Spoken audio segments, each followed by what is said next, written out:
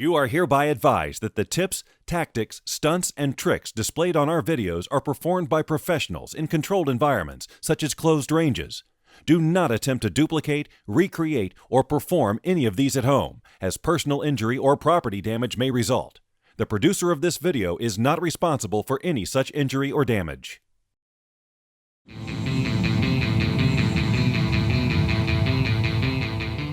What's up, Z.E.R.T Nation? Instructor Chico here for Rope Week, a series of coffee and hate. Been doing search and rescue now for about 8 years, seen a lot of stuff, seen a lot of good things, seen a lot of bad things.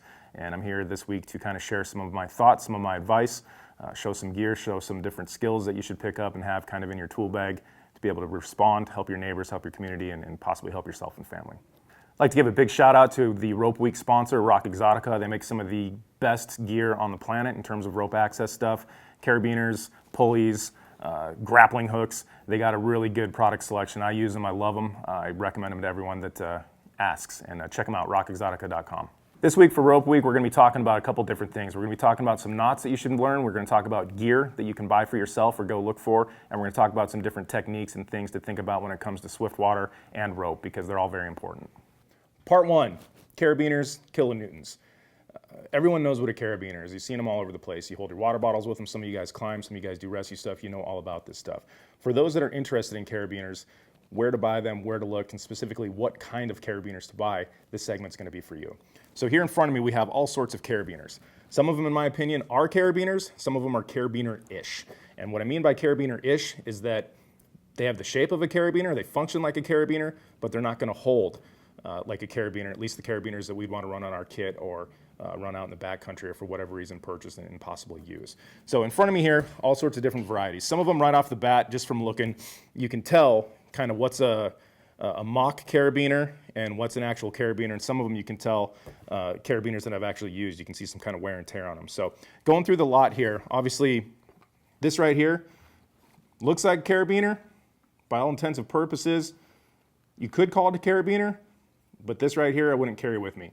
You know, I'd put my keys on this, but I wouldn't put anything on this that I actually cared about. You know, you pick these up at Walmart for $1, you get them freebies at conferences and things. They're handy to carry stuff, but this is not the kind of stuff we want to use. Now, other than just to look at this, we're looking at this carabiner here. How do we know that this carabiner can't hold me, it can't hold a car, it can only hold a water bottle? We're going to teach you guys that right now. Within rope access, within rope rescue, within climbing, any kind of rope type stuff, where you're having someone hang on a line, you're dealing with gravity, okay? And we're dealing with gear that needs to be strong enough to keep us in the air and keep us not from decking out. So all that gear more or less is rated by a kilonewton system, Kilonewton. And kilonewton, what is that? So for us, a kilonewton, it's the metric system here in the States. We're not too great with it. A kilonewton essentially is 220 pounds. The actual number is somewhere between 220 and 225, but because we're dealing with weights, because we're dealing with stuff that is going to possibly be keeping us fighting gravity, we're going to round it down to 220. Okay? If you want to do 225, that's fine. If you want to do 223, that's on you. There's a lot of math involved when you start messing with this stuff. 220 is a nice, easy number that my brain and maybe some of your brains can actually compute and work with. So the kilonewton system. Kilonewton, we're going to operate from the belief that the belief and fact that a kilonewton is about 220 pounds. So this particular carabiner, who thinks this can hold 220 pounds? Hopefully nobody's raising your hand. If you are, then possibly please don't ever do anything rope-wise. The rest of these carabiners here, we're going to look at them. We'll start with this awesome Exotica aluminum carabiner. A couple things to point out here on the carabiner. Okay, the two places you want to look. Number one here is the gate. Okay, that's what actually the mechanism that opens up that allows you to put rope or whatever you're clipping into there. The key that you want to look for to know if it's an actual good carabiner that you can use is along the spine here. Okay, on the front side here we have Exotica's brand name, and we got the Pirate. This is called a Pirate carabiner. It's an Orca tri-lock, but we'll go into that later. The key piece of information for this carabiner is on the back. Okay, along this spine right here, you'll see KN, and you'll see a couple directional arrows, and you'll see a number. And then more often than not, you'll see another directional arrow and another number. Okay, the different numbers, and we'll try to do it so it makes sense here on the video. This particular aluminum carabiner from Exotica, we're going to say left to right. Okay, so in this fashion right here, left to right would be a load like this. Load pulling this way, a load pulling this way. According to the specs on this carabiner, you'll see there's a 26. Okay, that means 26 kilonewtons. For you math nerds out there, if you have a calculator, go ahead and punch that in. On average, it's going to be anywhere about 5,000 pounds.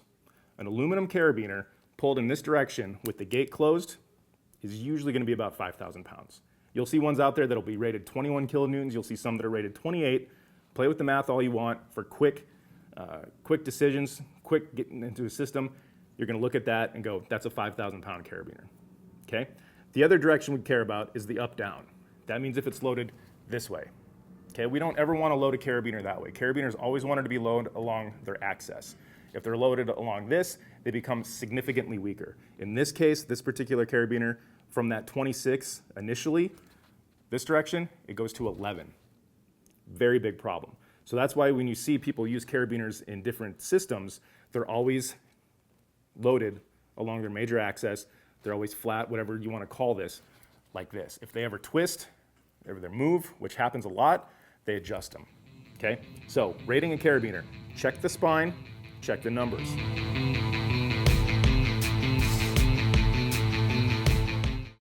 ZERT is a worldwide membership-based organization that uses zombie as a metaphor for any natural or man-made disaster that could occur in our lifetime. Your zombie could be hurricanes, tornadoes, floods, a deadly force encounter, or civil unrest. ZERT is about being prepared, trained, and most importantly, armed with the proper mindset to see you and your family through to safety. ZERT is not just an organization. It's a lifestyle. ZERTNation.com